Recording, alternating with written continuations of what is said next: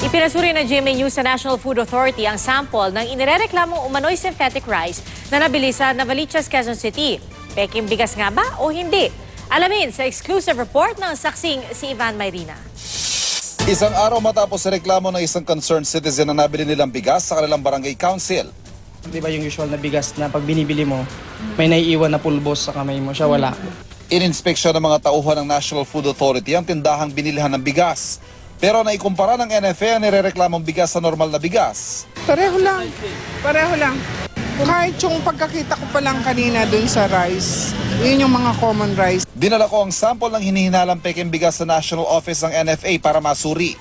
Ito ang sample ng pinaghihinalaang fake rice na nakuha sa isang barangay sa Quezon City. Dinala natin sa Quality Assurance Division ng NFA at base sa dalawang pamantayan sa pagtingin pa lamang ng kung ano ang totoong bigas at kung ano ang hindi, papakita natin sa kanila.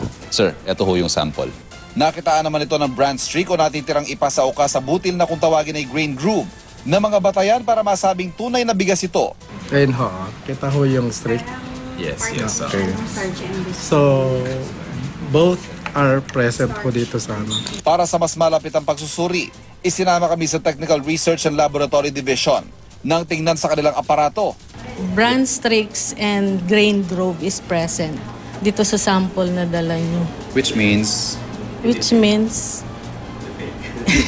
Hindi fake. Napakahirap magkaroon ng comparison dahil sa totoo nga ay hindi pa tayo nakakita ng isang sample ng bigas na fake.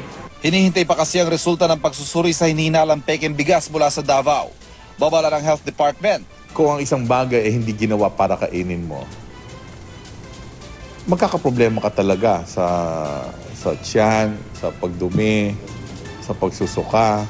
There are some byproducts ng plastic na nagkakose ng cancer. Ako si Ivan Mayrina, ang inyong saksi.